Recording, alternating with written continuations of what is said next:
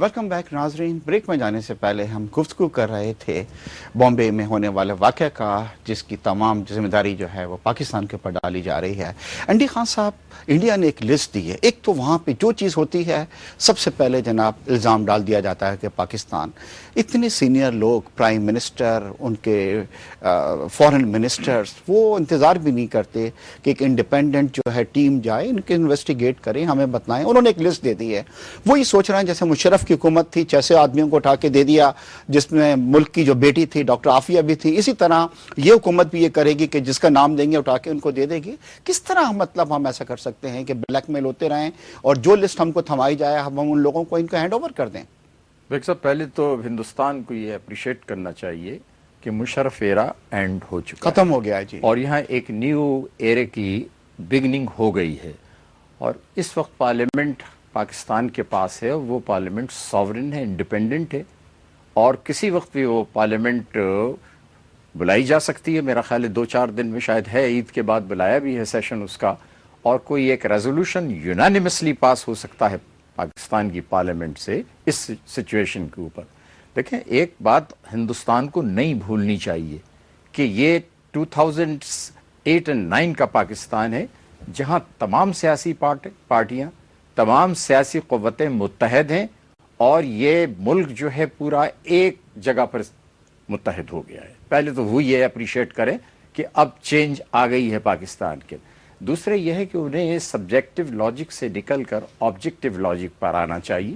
جو ریالٹیز اس کو اپریشیٹ کریں. اپنے آبجیکٹو کے علاوہ وہ دنیا میں امن اگر چاہتے ہیں اور اس ریجن میں امن چاہتے ہیں، اور ساتھ میں یہ میں کہنا چاہتا ہوں کہ امریکنز کو بھی اس سچویشن کو اپریشیٹ کرنا چاہیے. پاکستان جو پرائم فائٹر ہے اس وقت وار اگینسٹ ٹیررزم کے خلاف، اگر تھوڑا سا بھی ڈیسٹیبلائز سچویشن ہوئی تو وار اگینسٹ ٹیررزم جو ہے وہ سفر کر جائے گی. پاکستان کو اتنا مجبور نہ کریں کہ وہ اپنی فوجوں کو ویسٹرن فرنٹ سے لے کے ایسٹرن فرنٹ پر لائے. تو یہ ساری چیزیں ہیں، اس کا اسٹاک فائل کرنا چاہیے. اور پاکستان پہ میں نے ابتدا میں کہا تھا کہ چاروں طرف سے اتنا پریشر بلڈ کیا جا رہا ہے، جیسا کہ کہا گیا کہ ISI کو انڈر پریشر لائے ہیں، تاکہ ظاہر ہے کہ وہ ہماری فوج کا ایک ادارہ ہے اور ہم اپنے انٹرسٹ کو خود سمجھتے ہیں. لسٹ کا آپ نے تذکرہ کیا، بیشتر لوگ جن کے ویئر اباؤٹس پتہ نہیں ہو ان کا نام لسٹ میں دیا گیا. ہمیں نہیں پتا کون کہاں ہے، اور ہم نے تو پہلے کہا ہے کہ جوائنٹ انویسٹیگیشن کراؤ. اس سے آپ کیوں فاصلہ لے رہے ہیں؟ آپ مشترکہ طور پر دونوں ممالک کا ہائی پاورڈ کمیشن بنا لیں اور جوائنٹ انویسٹیگیشن کریں اور شہادت تو لائیں. جو لسٹ انہوں نے دی ہے بلکہ ان کے ویئر اباؤٹس کا پتہ نہیں ہے. اور اس کے علاوہ بغیر شہادت کے ہم کسی کے خلاف کیسے ہاتھ ڈال سکتے ہیں؟ اگر کسی کو ہم پکڑ لیں تو ہمارے ملک میں جمہوریت ہے، وہ ہیبس کارپس میں جا سکتا ہے جب تک کہ ایویڈنس ہمارے پاس نہ ہو. تو میں یہ کہنا چاہوں گا، دیکھیں، میں پیسیفسٹ ہوں، I am a lover of peace, اور خاص طور سے اس ریجن کے اوپر، کیونکہ دو ایک دوسرے کے مقابل قوتیں جو آ کے کھڑی ہو رہی ہیں وہ دونوں ایٹمی صلاحیت سے آراستہ ہیں. یہ نہ بھولیں، we are not a weak Pakistan, we are a very strong Pakistan. مگر this خان صاحب، ہم نے clearly and categorically should go to India. This is an independent, sovereign and powerful Pakistan. اسے انڈر پریشر لانے کی ضرورت نہیں ہے. بالکل صحیح کہا آپ نے. زید حامد صاحب، یہ انڈیا کو اور امریکہ کو یہ ISI فوبیا کیا ہو گیا ہے کہ ہر چیز میں ان کو ISI کا ہاتھ نظر آتا ہے؟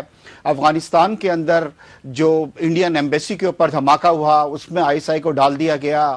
اسی طرح جب ہمارے پرائم منسٹر جا رہے تھے امریکہ تو حکومت پہ پریشر ڈالا گیا کہ کسی طریقے سے ISI کو سویلین حکومت کے انڈر میں دیا جائے.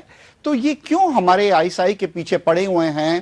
اور روزانہ، اور جیسے اب آپ نے سنا ہے کہ ISI کے کچھ ایکس آفیشلز ہیں جس میں جنرل گل صاحب کا بھی نام ہے کہ ان کو ٹیررسٹ قرار دیا جا رہا ہے. یہ اس طرح تو یہ مطلب یہ چیز جو ہے نہ حکومت کو پسند آئے گی، نہ آرم فورسز کو لائک کریں گی. اور اس سے پہلے اس طرح کی کسی اور کنٹری کے اندر اس طرح کی کوئی مثال نہیں ملتی ہے.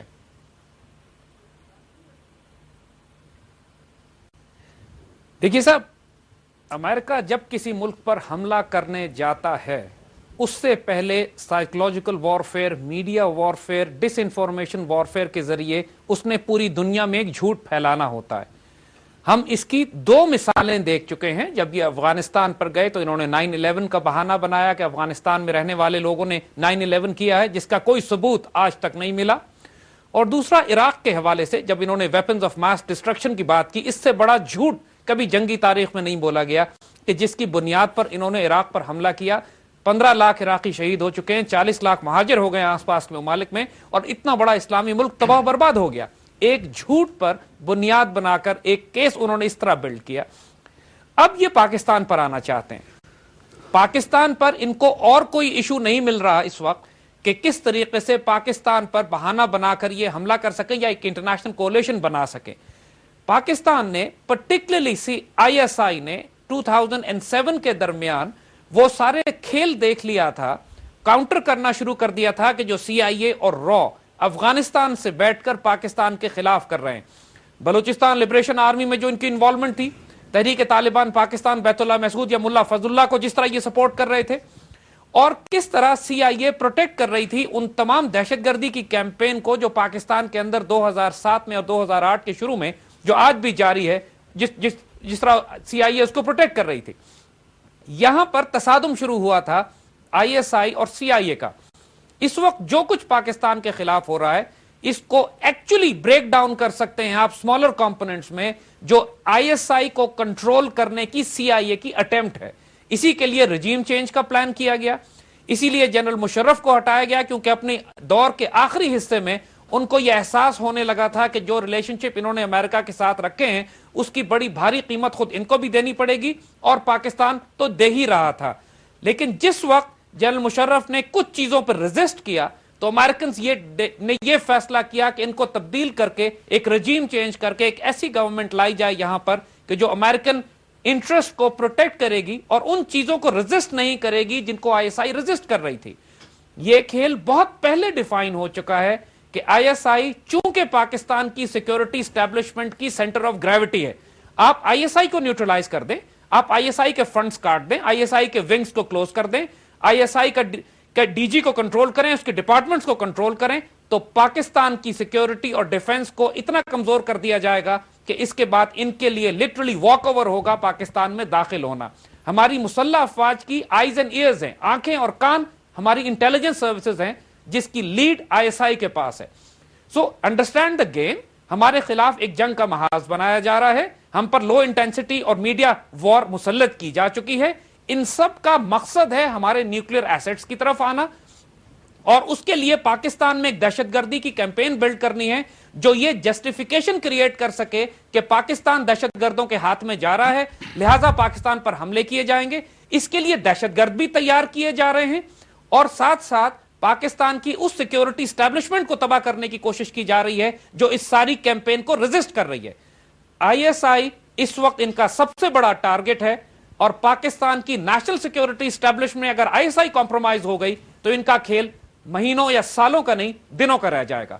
اس کھیل کو اگر گورنمنٹ نہیں سمجھ پاتی اور ISI کو پروٹیکٹ نہیں کرتی, یعنی اور اگر پاکستان کے نیشنل انٹرسٹ کو کہ جو گلوبلی اس وقت بری طرح سے ہم خطرے میں آ رہے ہیں چاروں طرف سے, اس پر گورنمنٹ اگر مضبوط سٹینڈ نہیں لیتی, ہمیں چائنا سے جا کے اس وقت لنک اپ کرنا چاہیے, ہمیں رشیا سے بات کرنی چاہیے, ہمیں ایران سے بات کرنی چاہیے, اور انڈیا کا دماغ درست کرنے کے لیے کم از کم پہلا سٹیپ تو ہم یہ لے سکتے ہیں کہ اگر انہوں نے یہ دھمکیاں دینی بند نہیں کی تو ہم ان کی اوور فلائٹس, یعنی ان کے جہاز ان کے جو پیسنجر پلینز ہمارے اوپر سے جاتے ہیں انڈین ایئر لائنز وغیرہ کے, ہم ان کو بند کر دیں.